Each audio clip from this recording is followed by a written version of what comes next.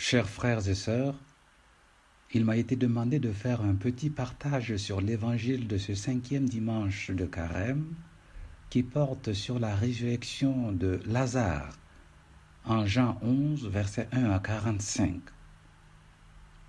Ce qui aujourd'hui retient mon attention dans cet évangile, c'est la lecture que Jésus fait de l'épreuve de la maladie et de la mort que traversent Lazare et sa famille. C'est un point qui rejoint fortement notre expérience de croyant. L'Évangile nous dit que Jésus aimait Lazare. Mais quand on lui annonce que Lazare est malade, Jésus fait comme si de rien n'était et continue son ministère pendant 2 jours. En fait, c'est parce qu'il a une lecture à lui de la maladie de Lazare. Il dit « Cette maladie ne conduit pas à la mort, elle est pour la gloire de Dieu afin que par elle, le Fils de l'homme soit glorifié. » Quand il arrive à Béthanie, il y a 4 jours que Lazare est mort. Jésus a eu une totale maîtrise de la situation parce qu'il sait ce qu'il va en faire. C'est même, selon lui, une situation permise par Dieu pour conforter la foi de ses disciples en lui, Jésus. Mais la famille de Lazare ne voit pas du tout les choses de cette façon. Marthe et Marie, les sœurs de Lazare, sont dévastées. Leur douleur est d'autant plus grande que Jésus, qui est un grand ami de la famille et un grand faiseur de miracles, n'a pas pu empêcher la mort de leur frère.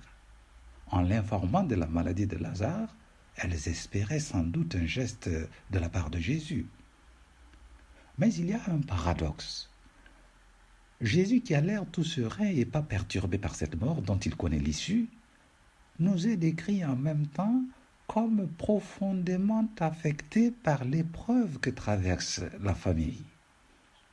Marie, la sœur de Marthe, vient à l'entrée du village à la rencontre de Jésus. Voici ce que dit l'évangéliste.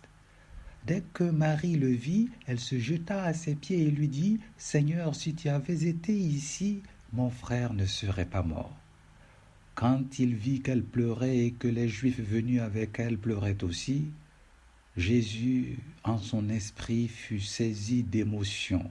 Il fut bouleversé. Et saint Jean de préciser un peu plus loin, alors Jésus se mit à pleurer. C'est tout de même étonnant. Ce Jésus dont il est dit qu'il est bouleversé devant la douleur de Marie est le même Jésus dont on disait plus haut qu'il se réjouissait.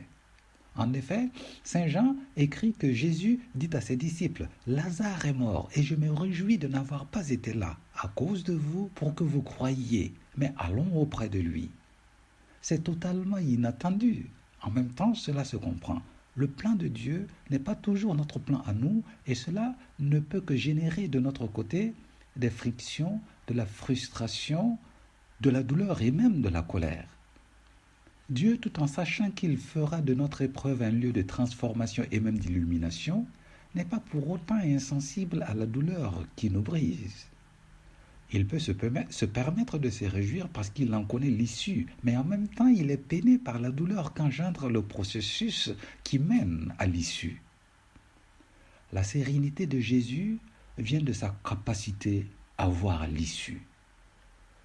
Ce qui est intéressant, c'est qu'il veut nous associer à cette capacité à lui de voir l'issue et à y participer de sorte à atténuer notre douleur.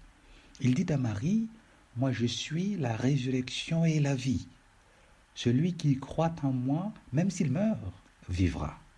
Quiconque vit et croit en moi ne mourra jamais. » Il est évident que la vision des choses de Jésus va au-delà des limites de notre monde visible pour inclure un au-delà de l'histoire. C'est à cet au-delà de l'histoire qu'il veut nous amener à regarder. Mais c'est une opération qui n'est pas aisée pour nous, car bien souvent, nous sommes recroquevillés sur notre logique humaine. Cela aussi est illustré dans l'Évangile. On le voit dans la réaction d'une partie des Juifs qui ne comprennent pas les larmes de Jésus, peut-être même qu'ils n'y croient pas du tout. Ils disent, lui qui a ouvert les yeux de l'aveugle, ne pouvait-il pas empêcher Lazare de mourir ? Nous entendons parfois des phrases similaires lancées contre notre foi. Si votre Dieu existe, pourquoi ceci, pourquoi cela ? Ce n'est pas une question bête, elle est cohérente et logique à tel point que parfois, c'est nous-mêmes qui nous laissons envahir par elle. Mais c'est une question qui nous enferme dans une certaine logique qui n'intègre pas les paramètres de la foi.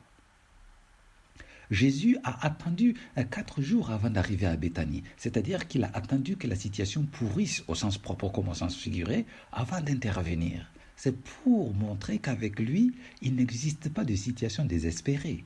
Même la mort n'a pas le dernier mot. Il est évident que dans cette douloureuse épreuve, Lazare et sa famille sont des instruments entre les mains de Dieu. L'épreuve qu'il traverse est autorisée par Dieu pour lui permettre de réaliser quelque chose au bénéfice d'autres personnes. Raffermir la foi des apôtres, ceux-là même par qui la foi nous a été transmise. L'épreuve avait donc un but. Lazare et ses sœurs ne le savaient pas, mais Dieu, lui, le savait. Jésus aimait Lazare, c'est explicitement dit dans l'Évangile. Seigneur, celui que tu aimes est malade. Il est explicitement dit aussi qu'il aimait Marthe et Marie. Jean écrit, Jésus aimait Marthe et sa sœur, ainsi que Lazare.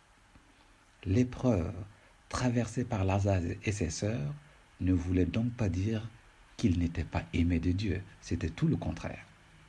Gardons-nous de fausses lectures de nos épreuves. Bon dimanche.